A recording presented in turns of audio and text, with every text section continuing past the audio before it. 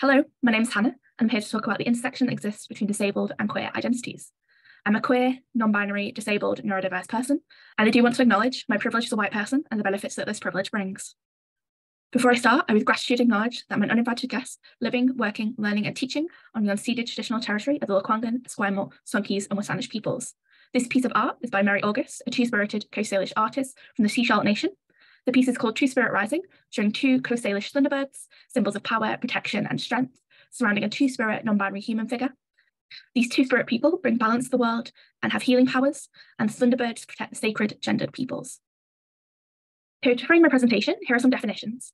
Disability is the result of the interaction between people and an environment filled with barriers, which is a social model of disability, moving the issue to society and away from the person, which would be the medical model. Queer is an umbrella term for people who are not heterosexual, not allosexual, so those who exist on the asexual spectrum, and those who are non-cis. Neurodivergent is when someone's brain processes, learns, or behaves differently from what is considered typical. And this is a broad spectrum of conditions, including autistic spectrum disorders, ADHD, and dyslexia. I want to start by looking at this 2018 paper that includes participants from universities in the Southern United States and which proposed 5 intersectional identity perspectives. Students articulated explicitly intersectional and inseparable understandings of their queer and disabled identities, drawing upon social justice discourse. The interactive perspective identities are mutually dependent, like the intersectional view, but with specific attention into the ways in which being queer was different because of having a disability and vice versa. Some students described a significant overlap in the population that identifies both as queer and disabled. Most participants made comparisons between experiences of understanding themselves as queer and disabled, constructing parallels or analogies between their identities. The oppositional perspective illustrates the strange students felt experiencing multiple oppressions, rejecting an explicitly intersectional framework when faced with significant obstacles. Students adopted multiple of these perspectives simultaneously to resist oppression, navigate difficult contexts, build resilience, and build community. Next, I want to look at an article from 2022 that looks at minority stress and intersectional theory frameworks, including distal and proximal stresses and how these may cluster together to distinct patterns of identity-based stress. Distal stresses includes discrimination and rejection, whereas proximal stresses include internalized transphobia, internalized homophobia, and stigma. The study included 190 undergraduate students from the United States and surveyed them with 9 different stressor scales. During analysis, 4 distinct profiles emerged. These were low stress, high gender-related discrimination, high stress, and high stigma consciousness. This figure shows how the mean measure of stress variables were different by profile membership. Profile membership was associated with specific neurodiversity, gender identity, race, and income. And analysis found that psychological distress, college self-efficacy, and GPA predicted profile membership. This study adds to a growing body of research that moves beyond framing dysfunction and struggle as individual problems, instead contextualizing disparities in academic and mental health outcomes among folks who experience multiple forms of marginalization, such as queer and disabled intersectional people. The next paper is from 2018, including participants from 7 geographically diverse universities that had a mix of racial backgrounds. All students reported experiencing erasure, including erasure because disability is seen as additive rather than intersectional. A deaf African-American queer transgender participant wrote poetry describing how others do not see their intersectional self, but only see the individual identities. Here is one part of their poem entitled Grey, which is so powerful. A white wheelchair user observed that she's featured in her college's promotional material because she has visible privileged identities, which make her a normal disabled person, while her invisible queer activist identities are not recognized. She said, because I was white and thin, I didn't look disfigured, I was the most normal disabled person they could put on a poster. This links to the idea that colonial institutions only want pleasant stories of disabled people rather than the difficult truths associated with oppressed intersections. The same participant that wrote Grey also said, if I go to a queer space, there's racist comments, ableist language, or not being accessible. If I go into African-American spaces, we've got the disability issues again. If I'm in disabled spaces, I might not have my pronouns accepted, or there might be race issues. Each one of my identities are treated separately. Until we put them together, there's not going to be a safe space for lots of us that have intersecting minority identities. I think this is a really key thing. Understanding and accepting intersectionality is something that makes more safe spaces.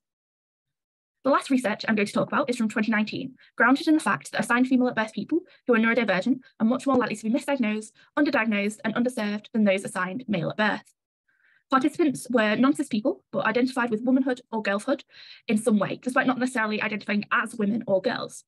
A formal diagnosis was not required for this study, as the ability to get a diagnosis can be heavily influenced by sexism, ableism, as well as race and socioeconomic status. Found themes included describing gender using a sensory experience, including peach-coloured and the consistency of foam, like the taste of peach candy, and humidity in the air after leaving a shower.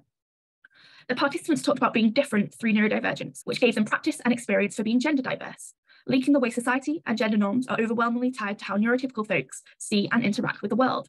Participants felt a constant pressure to perform, both performance of gender and of the social norms of the neurotypical world. One of the participants talked about this leading to cognitive exhaustion, with the number of restrictions, rules, and expectations placed upon gender, especially with people expected to perform as women. Participants also brought up other connections with queerness, such as the ability to be different and proud of that difference, such as the quote, "A lot of our discussions revolve around not fitting in anywhere and making community around just that, not fitting in." All this goes to show how neurodivergence is intrinsically linked to folks' experience of gender and queerness, and these two cannot be separated. As much of the research I've talked about today shows, there is a lack of visible intersectionality for queer and disabled folks, which leads to invisibility for this subgroup of marginalised people. An example involves Lynn Zelvin, shown here with their guide dog. In June 2018, Lynn was refused entry at the Stonewall Inn, the famous site of the 1969 riots that sparked the modern LGBTQ rights movement. Lynn is a queer and blind person, and a bouncer illegally demanded that they present papers for their service dog. Aside from their friends, no one in line spoke up, and Lynn and their friends were turned away. If queer spaces aren't safe and accessible for disabled folks, and vice versa, then these spaces are not inclusive. It is often seen by society as impossible for someone who is disabled to engage in romantic and/or sexual relationships.